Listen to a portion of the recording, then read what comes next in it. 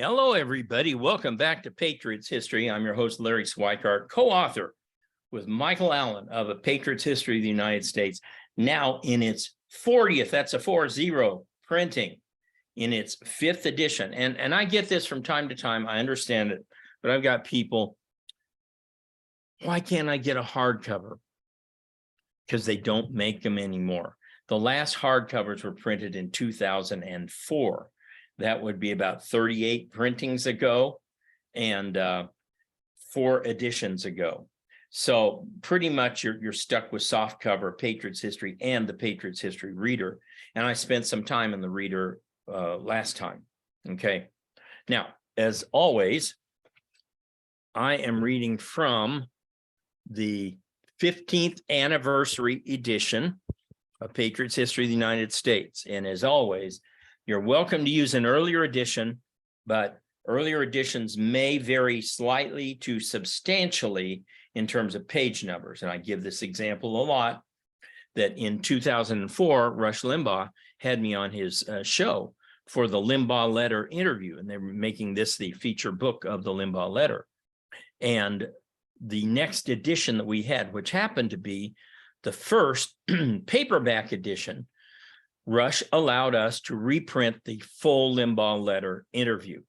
But later we had to take it out because as more material kept coming in, we needed the space. We couldn't afford the space anymore. But if you want to see that interview, it's in the first paperback edition, which would be sometime around 2005. So you might want to check that out. All right, so we are in chapter 3. Colonies no more. We're headed for the American Revolution. And over the last 2 episodes with you guys, I've been, first of all, I took a lot of time explaining mercantilism, capitalism, and socialism. Had a glitch there. Mercantilism, capitalism, and socialism. And then last time, that would be last Friday, I looked at Sam Adams's document, his writing essay, The Rights of the Colonists from 1772. So with that in mind, I hope if you haven't seen those are 2 very important episodes, probably the most important other than the introduction episodes, maybe the first 2-3 introduction episodes. Those 2, the last 2 episodes are probably some of the most important ones in this whole course because they lay out the basis of economics for the next 200 years and the basis of concepts of rights. So let's get started. And I am on page 72, right, excuse me, right after the insert for documents from the Patriot's History Reader. Paragraph, first full paragraph. If Britain had her way, the issue would have died a quiet death. Unfortunately for Parliament, the other Adams, John's distant cousin Sam, played a crucial role in fanning the fires of independence. He found his calling as a writer after failing, in a private business and holding a string of lackluster jobs in government, including tax collector, which he didn't do very well. He didn't want to do it. Adams enlisted other gifted writers who published under pen names to produce a series of broadsides like those produced by Dickinson and the pre-massacre pamphleteers. But Adams was the critical voice disturbing the lull that Britain sought, publishing more than 40 articles in a 2-year period after the massacre. He established the Lockean basis for rights demanded by Americans and did so in a clear and concise style that appealed to the less educated civilians. Remember, one thing about Americans is that we're very practical people. Our inventions are very practical. We have lots of patents that do just one little tiny thing better, right? Because this is who we are. Same thing with our language. We eliminate useless vowels. Color, C-O-L-O-R. Labor, L-A-B-O-R, instead of C-O-L-O-U-R, like the Brits, right? we go right to the heart of things. Theater, T-H-E-R, theater, not T-H-R-E, theater, right? So Adams is a gem. He is a pro at writing about the rights for citizens. In 1772, November, at a town meeting in Boston, Adams successfully pressed for the creation of, quote, a committee of correspondence to link writers in different colonies. These actions demonstrated the growing power of the presses, churning out a torrent of tracts and editorials critical of England's rule. The British were helpless to stop these publishers. Certainly, court actions were no longer effective. Following the example of Massachusetts, Virginia's House of Burgesses, led by Jefferson Henry and Richard Henry Lee, forged resolutions that provided for the appointment of permanent committees of correspondence in every colony, referred to by one governor as, quote, black-hearted fellows whom one would not wish to meet in the dark. Wouldn't you like that to be the way all of our elected and appointed representatives are, that they go out and they worry about ordinary citizens, black-hearted fellows that you wouldn't want to meet in the dark, unless you've been doing the will of the citizens, which you'd love to meet them in the dark because they'd buy you a beer. Committees constituted, quote, an unelected but nevertheless representative body of those with grievances against the British Empire. Isn't that interesting? They were unelected, but they were representative. Josiah Quincy and Tom Paine joined this revolutionary vanguard, steadfastly and fearlessly demanding that England grant the colonies the, quote, rights of Englishmen. You see this phrase over and over and over again. We don't want to be independent. We don't want to be the United States of America. We want to be England with the rights of Englishmen, but they don't want us to have that. See how short-sighted they were. You know, this just came to me. I've been reading a great book on Churchill called Churchill, Walking with Destiny. It's by the same guy who wrote a book about Napoleon, a biography of Napoleon. And we forget, I'll get to this in the World War II section, but we forget in late 1939, all throughout 1940, how close Britain was to being invaded by the Germans. We know after the fact that they won the Battle of Britain, so there was no chance the Germans could invade them.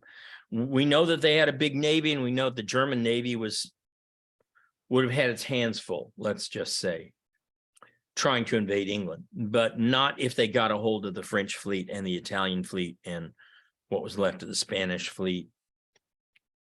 So what I'm saying is, in the perspective of 1939-40, Britain looked to be on her last legs. She really looked to be right on the cusp of being taken over by Hitler. And Churchill, in message after message after message to Roosevelt, pleaded with him to get involved, to get America involved, to at least support them with money or with weapons or so on and so forth. And of course, because of World War I, we had a very isolationist Congress. You can understand that. I mean, the problem with World War I wasn't that we got involved, it was we got involved too late to do much of anything except mop up and take a large part in the peace. But had we been there in early 14, that war would have been over quickly. But anyway, you can understand why people didn't want to get involved in the war in Europe. Absolutely, I get it. But in hindsight, if we'd supported England with rather massive arms shipments, it might have been a lot easier. Let me put it that way. It might have been a lot easier when we did get involved. And so the point is, think about this pertaining to what I just read. If England hadn't been so darn stupid, if they had just listened, listen, read my lips, right? If they just listened, they would have had America as a giant colony, giant part of England. It would have been England West, right? England West. Can you imagine the nation England and America together, England West, with the whole British Empire, with India and parts of Africa, parts of the Middle East. Given our democratizing processes, would all of those states and nations have demanded independence? Some probably, all, who knows? Who knows? It could have just been gigantic empire of incredible power. I mean, the US alone is the world superpower, or at least it was until the current administration got a hold of it. But imagine in 1940, what a nation, England and England West, with the whole British Empire with it, what that would have looked like and felt like. But here it is. They don't want to give us the rights of Englishmen. They're too short-sighted. Adams always remained on the cutting edge, however, and was among the first advocating outright separation from the mother country. Tied to each other by the committees of correspondence, colonies further cemented their unity, attitudes, and common interests, or put another way, became increasingly American.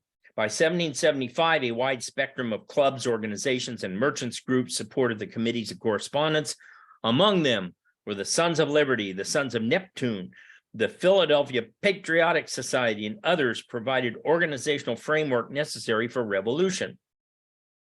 The 42 American newspapers and a flood of pamphlets and letters gave voice to the revolution. Churches echoed the messages of liberty, reinforcing the goal of tingling the minds of young and impregnating them with the sentiments of liberty. News such as the colonists' burning of the in 1772 of the Gaspé, a British schooner that ran aground in Rhode Island during an ill-fated mission to enforce revenue laws, circulated quickly throughout the colonies, even before the correspondence committees were fully in place, lending further evidence to the growing public perception that the imperial system was oppressive.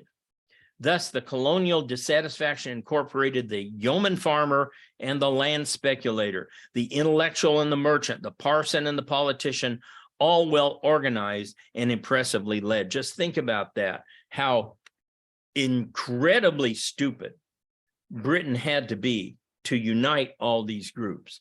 They took the land speculators who hated Britain's proclamation line of 1763, hated that, and they got them allied with the yeoman farmers and the planters who thought they were being taxed, and they united them with all the merchants out of Boston and with the common people through all these committees of correspondence.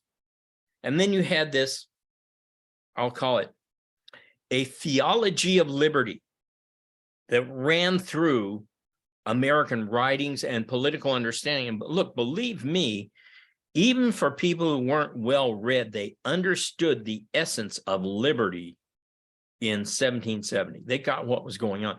And England's policies, one by one, managed to unite all those people against them. It takes some doing.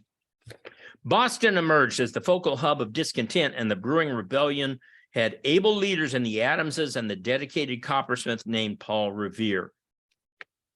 He was 41 at this time. Lacking the education of John Adams or the rhetorical skill of Sam, Revere brought his own considerable talents to the table of resistance. A man plugged into the Boston social networks, as were few other men. Revere was known by virtually all. I think there's a great book called Paul Revere's Ride. If you want a source, Paul Revere's Ride by David Hackett Fisher. And he points out that there were 5 men's clubs, like the Elks, and I don't know, the Shriners, they still have those 5 men's clubs in Boston. And no man belonged to more than 2 of them, with 2 exceptions, Paul Revere and William Dawes, right? And so when Revere goes riding through the countryside, as we will see, he's not yelling, the British are coming, the British are coming. And of course, you know why, because we were British. He would have yelled, the redcoats are coming, the redcoats are coming, or not the lobster backs. That was too big a word. He just would have said redcoat or 2 arms, 2 arms. And everybody knew what was happening. Everybody got it. But they knew Revere's voice, and therefore they knew they could trust him. So, one time Walter Cronkite was considered the most trusted man in America because of his nightly news show on CBS. It'd be like Walter Cronkite riding through the country, oh, to arms, and something like that. I don't do a very good Walter Cronkite, but you get my idea. Revere percolated the revolutionary brew, keeping all parties informed and laying down a virtual structure of associations that he would literally call upon at a moment's notice in 1775. Only through his dedicated planning was an effective resistance later possible. Did I say Dawes? It was Joseph Warren was the other one who was in all 5 of those clubs. Warren, not Dawes. Boston's Tea Party. This is on page 73. Under such circumstances, all that was needed to ignite revolutionary explosion was a spark, which the British conveniently, I should add again, provided with the passage of the Tea Act in 1773. Tea played a crucial role in the life of typical American colonists. They all drank tea. The water in North America remained undrinkable in many locations, far more polluted with disease and bacteria than modern-day drinking water. Thus, tea, which was boiled, made up the staple non-alcoholic drink. The East India Company had managed to run itself into near bankruptcy despite a monopoly status. That's often how it happens, though. You're given a monopoly, you don't have competition to keep you on your toes. Within the empire, its tea sent to America had to go through England first, where it was lightly taxed, but smugglers dealing directly with Dutch suppliers shipped directly to the colonies and provided the same tea at much lower prices.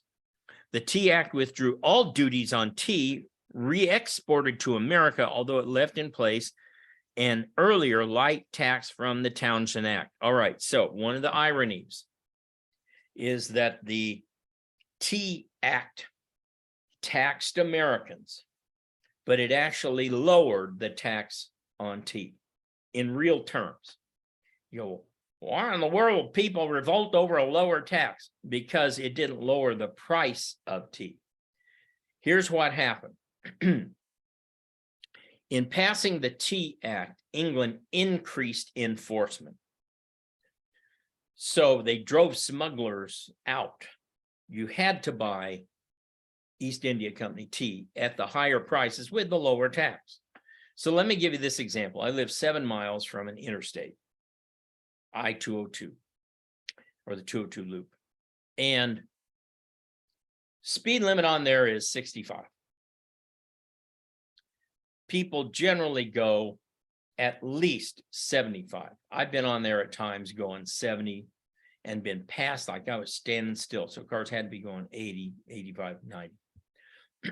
So imagine that the governor, the Hobbit, as I call her, in all of her wisdom, decides to raise the speed limit. Oh, let's make the people happy. Let's raise the speed limit. And she raises it to 70. Everybody cheers. Yay. No, not so fast.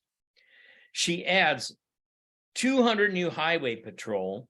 And there's a new law passed that says if you get caught doing just 1 mile over the speed limit, you go to jail for a year.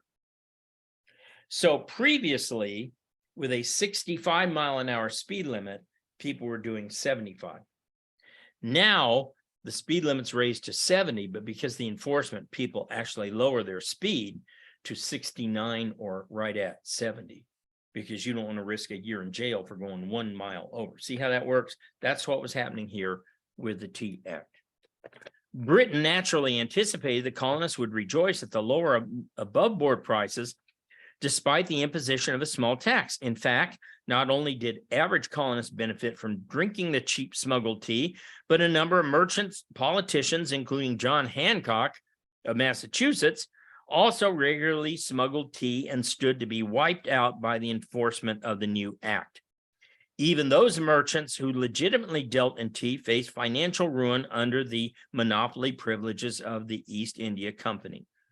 Large public meetings produced a strategy toward the tea, which involved not only boycotting the product, but also preventing tea from even being unloaded in America. Tea agents were labeled enemies of the people, and guards kept the tea on the ships.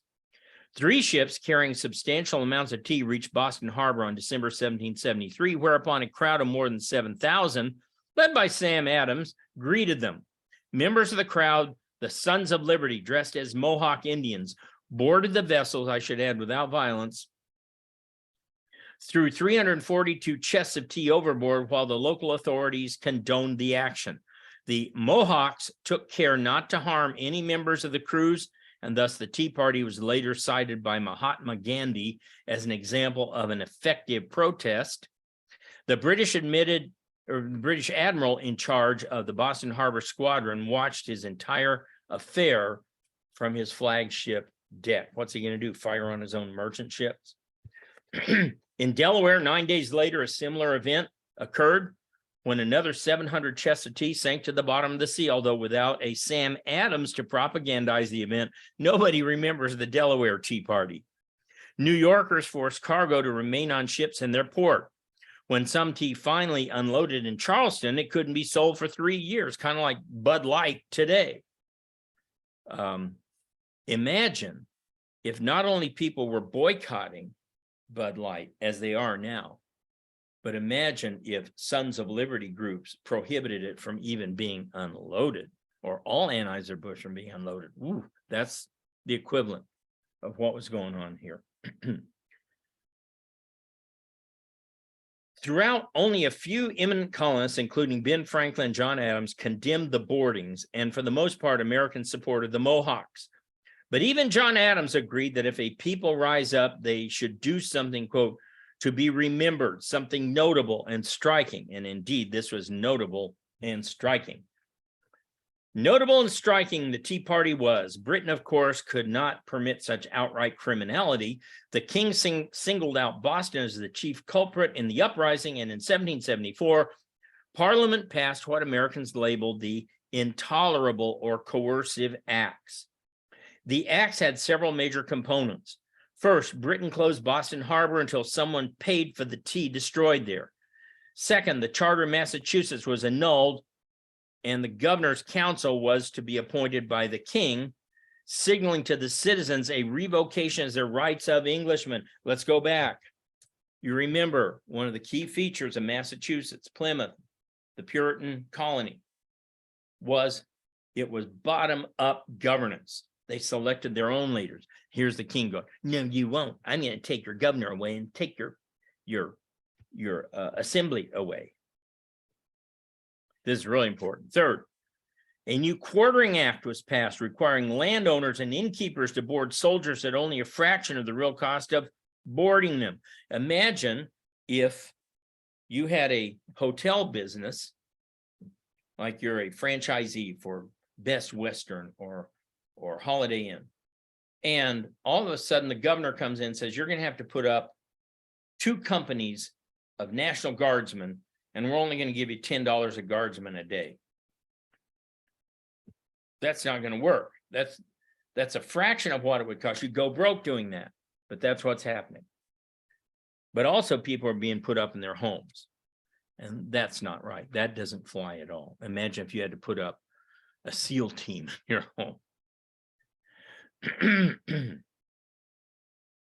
Fourth, British soldiers and officials accused of committing crimes were to be returned to England for their trial. So again, they'd just be let off. Fifth, the Quebec Act transferred lands between the Ohio and Mississippi rivers to the province of Quebec and guaranteed religious freedom to Catholics. New Englanders not only viewed the Quebec Act as the theft of lands intended for American colonial settlement, they also feared the presence of more Catholics on the frontier. John Adams, for one, was terrified of the potential for a re-Catholicization of America. Anti-papism was endemic in New England, where political propagandists fulminated against the new encroachment of the Roman Antichrist. Folks, I can't tell you how important this last one was. It wasn't just the lands out to the Mississippi. The fear was if they can reimpose control of that land by Quebec, they can impose control of all of British North America by Quebec, a French Catholic colony. Yes, it's under control of England, but this would be, in essence, putting Protestantism in America, bottom-up religion, under the control of the Roman Catholic Church. That wasn't going to work. Southerners had their own reasons for supporting independence. Tidewater planters found themselves under increasing debt burden made worse by British taxes and unfair competition from monopolies. Lord Dunmore's anti-slavery initiatives frightened the Virginia planters as much as the Catholic priests terrified New Englanders. At a time when slavery continued to exert mounting tensions on Whig American notions of liberty and property, the fact that the Southerners could unite with their brethren further north had to concern England. In other words, you managed to tick off the one group you shouldn't have, because they're the one group who aren't really buying into this idea of liberty for all, right? They believe in liberty for a few, but they're getting there. And now you've got them joining with the Adamses and all of the Puritans in the North. Equally as fascinating as the alliance between the slave colonies and the non-slave-holding colonies was the willingness of men of the cloth to join hardened frontiersmen in taking up arms against England. John Witherspoon, a New Jersey cleric who supported the resistance, warned that, quote, there is not a single instance in history in which civil liberty was lost and religious liberty preserved entire. Very important.